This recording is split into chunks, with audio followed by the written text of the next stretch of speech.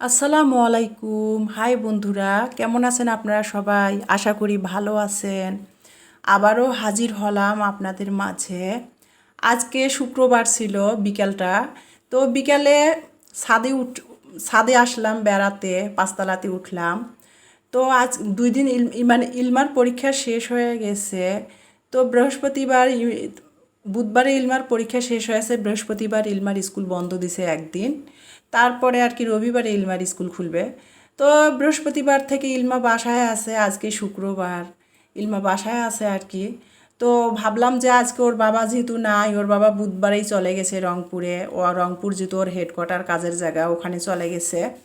তো ভাবলাম যে একটু মানে বেড়াতে যাই আজকে শুক্রবার বিকালে, একটু কোথাও যেয়ে ফুচকা খেয়ে আসি। তো ইমানির সময় হবে না, ইমানির আর কি শনিবার সকালে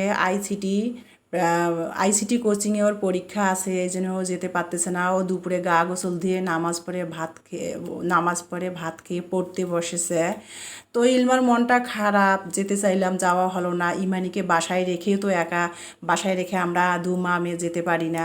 সেই জন্য আর যে গেলাম না, যে গেলে 3 মা বেটি যাইতাম। তো ইমানির পরীক্ষা দেখি যাওয়া হলো না। তাই ইলমাকে নিয়ে ছাদে একটু গেলাম। ইলমা সেজে গুজে ছাদে যে একটু পোজ দিচ্ছিল বিকালবেলাটা। আর আজকে শনিবার, এটা শুক্রবারের ভিডিওটা আমি আজকে অ্যাড করেছি। আজকে শনিবার, রোজ শনিবার। তো আজকে আমি দুপুরবেলা, এখন বাজে 11:30, আমি রান্না করব। তো আমার লবণ নেই, লবণ শেষ হয়ে গেছে। ওর বাবা টুকিটাকি বাজার করে দিয়ে যায়, ওর বাবা বাজারে গেছে, আমার লবণের কথা বলতে ভুলে গেছি। তো ওর বাবাও বাসায় নেই, রান্না করব, লবণও শেষ হয়ে গেছে। তাই দোকানে গেলাম, লবণ নিয়ে আসলাম, মানে সার্ফ এক্সেল নিয়ে আসলাম মিনি প্যাক। যেহেতু আমি বিছানার বেডশিট সার্ফ এক্সেল দিয়ে ধুই আর কি। সার্ফ এক্সেল নিয়ে আসলাম মিনি প্যাকেট 2টা, লবণ নিয়ে আসলাম 1 কেজি, আর একটা গোসলের মেরিল সোপ নিয়ে আসলাম। আর 3 মা মেয়ের জন্য, যেহেতু এখন 12টা প্রায় বেজে গেছে, প্রচুর গরম, 3 মা মেয়ের জন্য 3টা আইসক্রিম নিয়ে আসলাম লেমন ফ্লেভারের। নিয়ে এসে খাচ্ছিলাম, এই যে ইলমা খাচ্ছে আর পোজ দিচ্ছে, হাসতেছে। তো খেয়ে দিয়ে এখন লবণটা বয়মে ঢেলে রান্না করতে আসলাম। মাছটা ফ্রিজ থেকে বের করে কাতল মাছ ভিজাই দিয়েছি। ভাবছি আজ কাতল মাছ ভেজে ঝোল করব আর ঢ্যাঁড়স ভাজি করব। আর কি পরিমাণ রোদ উঠেছে দুপুরবেলা, এখন 12:30 বাজে, এত রোদ উঠছে। তার মধ্যে নাই কারেন্ট নাই, রান্না করব কিভাবে? যেহেতু ইলমা কোচিংয়ে যাবে 3টার দিকে, আর কিভাবে রান্না করব? ইমানি গোসলে গেছে। তো সেই ক্ষেত্রে আমি গ্যাসের চুলাতে আর কি ভাত বসিয়ে দিলাম রাইস কুকারের পাতিলে করেই। আর এখন ঢ্যাঁড়সটা কেটে ধুয়ে নিয়েছি, ভাজি করব। তো ঢ্যাঁড়স ভাজির জন্য আমি ঢ্যাঁড়সটা কুচাই নিয়েছি, আর ঢ্যাঁড়স ভাজিতে 2টা আলু অ্যাড করে দিয়েছি, 2টা আলু কুচাইও দিয়ে দিয়েছি। আলু আর ঢ্যাঁড়স একসাথে মিশাই আজকে ভাজি করব। তো ঢ্যাঁড়স ভাজির জন্য এখানে মরিচ কুচাই নিয়েছি, পেঁয়াজ কেটে নিয়েছি, আর আর কি নিয়ে সব রেডি করে আমি চলে আসলাম রান্নাঘরে। কড়াইতে তেল বসাই দিয়ে দিয়েছি।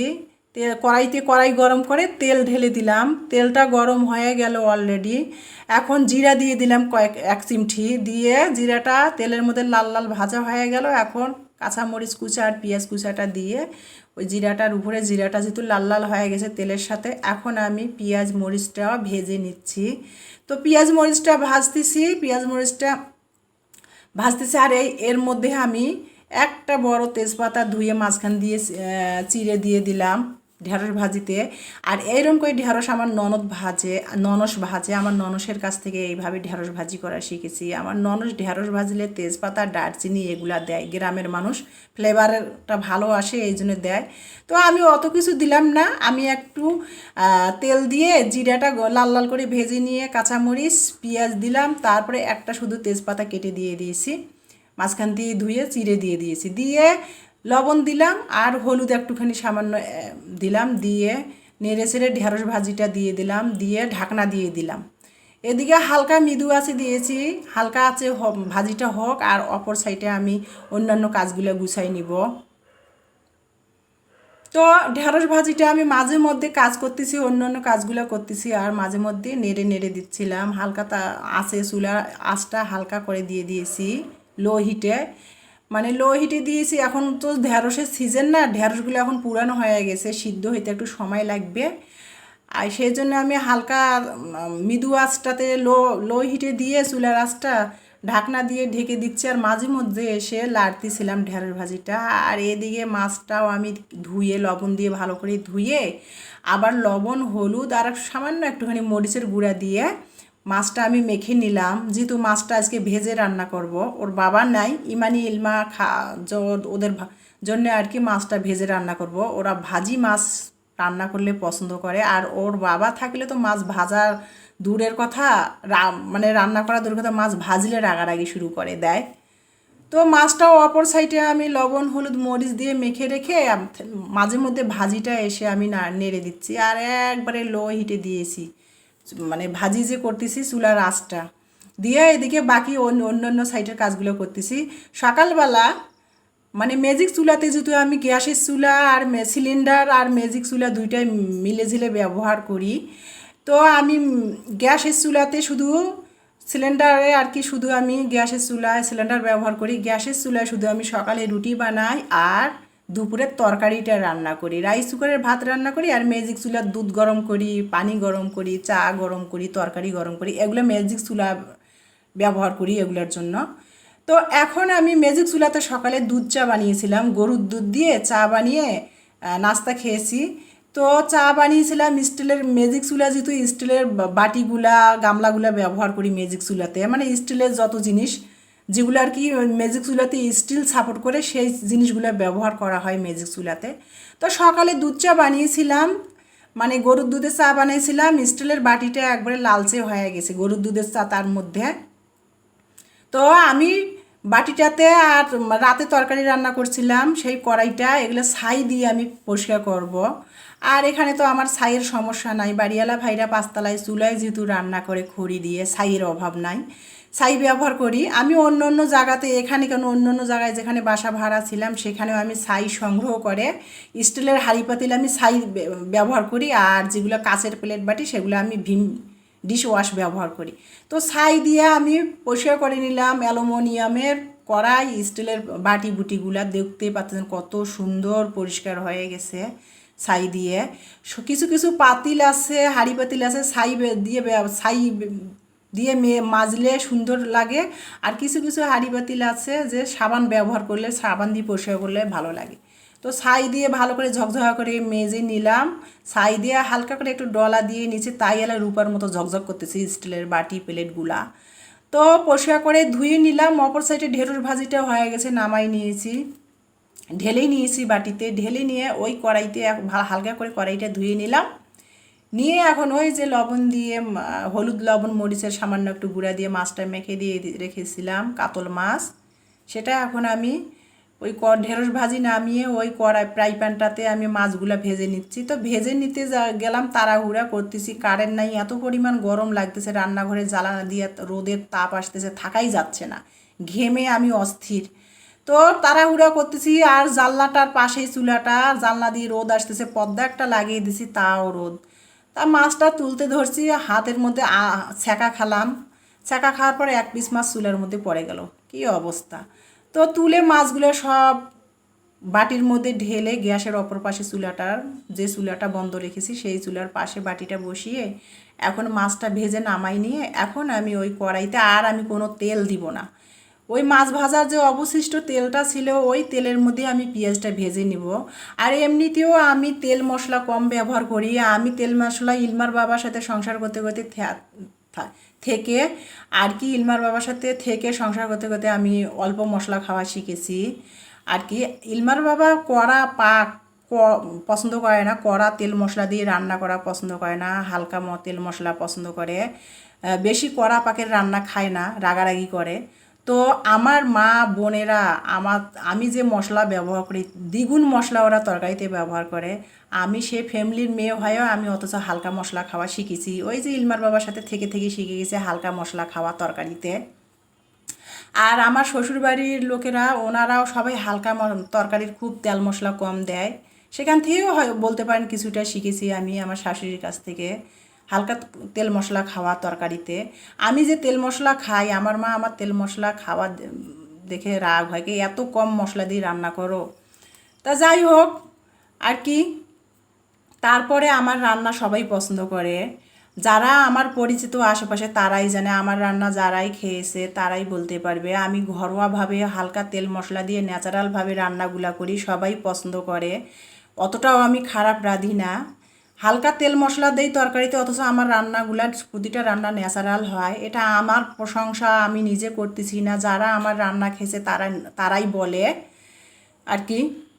তো যাই হোক, আর আমি এইভাবে হালকা তেল মশলা দিয়ে রান্না করি। তো মাছটা যে মাছের ঝোলটা করব, মাছটা ভেজে নিয়েছি, ওই মাছের তেলটা অবশিষ্ট তেলটাতে পেঁয়াজ লাল লাল করে ভেজে এখানে আমি রসুন বাটা দিলাম, আর ওই যে কাঁচামরিচ, সবসময় বলি কাঁচামরিচ ব্যবহার করি তরকারিতে, কাঁচামরিচ বাটা দিয়ে দিলাম আর রসুন বাটা দিলাম।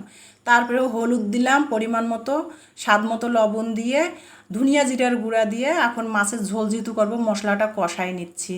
দেখতেই পাচ্তেছেন মশলাটা কষাই নিচ্ছি, ভাজা ভাজা হয়ে গেছে। এখন আমি মশলাটা কষা হয়ে গেছে, তেলের উপর উঠে গেছে। এখন আমি পানি দিব মশলাটাতে। মশলাটা কষা হয়ে গেছে আমার, এখন মশলাটাতে পানি দিয়ে দিব ঝোলের জন্য আর কি।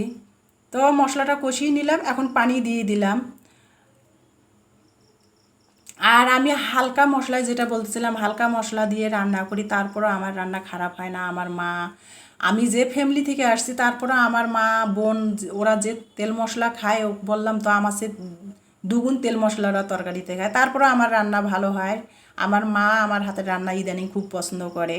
আর আমার শাশুড়ি, তো ওই যে বললাম আমার শাশুড়ির কাছ থেকে শিখেছি। তারপরও আমার শ্বশুরবাড়ি তো বছরে একবার যাওয়া হয়, তাও হয় না আর কি। আমার শ্বশুরবাড়ি আলাদা, যেহেতু আমরা থাকি, বাড়িঘর আলাদা আমাদের, আমরা আলাদা জায়গা জমি কিনে বাড়িঘর করছি, আমরা আলাদা থাকি। তো বছরে এক আধবার যদি শ্বশুরবাড়ি যাওয়া হয়, তারপরে আমার যা, আমার শাশুড়ি গেলেই আমাকে রান্না করতে লাগাই দেয়। আমার রান্না নাকি তাদের কাছে ভালো লাগে। আর আমার শাশুড়ি অনেক সময় দেখা যায় যে আমার ননদের বাড়িতে আসলে, বা আমার ননদের বাড়ির পাশে আমরা যেহেতু জায়গা কিনে বাড়ি করেছি, আমার ননদের বাড়ি আসলে বা আমার ভাসুরের বাড়ি আসলে, তারা যদি গোস্ত পোলাও রান্না করে, তাও আমি যদি ভর্তা করি, আমার বাসায় এসে আমার সেই ভর্তা ভাত আমার হাতের এক প্লেট খায়, এটা গল্প না। যারা আমার নিকট আত্মীয় আশেপাশে আমার ভিডিওটা দেখতেছে তারাই বুঝতে পারবে। আমার শাশুড়ি আমার হাতের রান্না খুবই পছন্দ করে আর কি। তো যাই হোক, আমি ইলমা দুপুরে খেয়ে দিয়ে কোচিংয়ে চলে গেল, আর আমারও রান্না বান্না দুপুরে শেষ। এখন ইমানিও কোচিংয়ে চলে গেছে, ওর যেহেতু কোচিংয়ে পরীক্ষা, ইমানির আইসিটি কোচিংয়ে সকালে পরীক্ষা হয়ে গেছে। তো এখন বিকালের কোচিংয়ে ইমানি চলে গেছে, আর ইলমাও আর কি এখন চলে গেল। ইলমার আবার আজকে শনিবার, প্রতি সপ্তাহে ওদের কোচিংয়ে প্রতি সপ্তাহে শনিবার এক এক দিন এক এক সাবজেক্টের উপর প্রতি সপ্তাহে শনিবার পরীক্ষা হয়। তো আজকে ইমানির শনিবার, মানে ওর গণিত পরীক্ষা আছে। তো চলে গেল খেয়ে দিয়ে তাড়াহুড়া করে, সিঁড়ি নেমে চলে গেল, ওকে সিঁড়ি নামায় আগায় দিয়ে আসলাম। দিয়ে এসে আমি খেতে বসলাম। তো এখন বাজে 3:30। ইলমাকে সিঁড়ি নামাই দিয়ে আগাই দিয়ে এসে আমি খেতে বসলাম। ওরা দুই বোনে চলে গেছে কোচিংয়ে। এখন আমি খাচ্ছি। তো আজকে আমার মাছের পাতলা ঝোল রান্না করছি পেঁয়াজ দিয়ে আর কি, মাছ ভেজে, আর ঢেঁড়স দিয়ে আলু দিয়ে ভাজি করেছি। আর এই যে আলু ভর্তাটা দেখতে পাচ্তেছেন, এটা আর কি খালা দিয়েছে, বাড়িওয়ালা ভাইদের কাজের খালা দিয়েছে ইমানিকে। ইমানি ভর্তা ছানা যেহেতু পছন্দ করে, তো দিয়েছে, সেটাও একটু নিয়ে নিলাম। মাছের ঝোলটা নিয়ে নিলাম। আসলে তরকারিটা দেখতে হালকা লাগলেও হবে কি, কাঁচামরিচের তরকারির এমনিতে স্বাদ, আর স্বাস্থ্যের জন্যও কাঁচামরিচ ভালো। কালারফুল হলেই যে প্রতিটা খাবার স্বাদ হবে তার কোনো মানে নেই আর কি। আমি প্রতিটা রান্না ন্যাচারালভাবে করি, আর তেল মশলা কম দিয়ে। অনেক মজা হয়েছে দেখতে, কালারটা হালকা হলেও কিন্তু খাবারটা অনেক মজা হয়েছে। তো এখন আমি টেস্ট করব খাবারটা। আর ইলমার বাবা বাইরে বাইরে ট্যুর যখন করে, বাইরে বাইরে খাওয়া দাওয়া করে। ও বাইরে 10 দিন থেকে থাকে, যদি 10 দিন যদি খায়, তারপরে ও 10 দিন ও নাকি কোনো কিছু খেয়ে তৃপ্তি পায় না। বাসায় এসে আমার হাতের রান্না খেলেই নাকি ও তৃপ্তি পায়, এটাই সবসময় বলে আমাকে।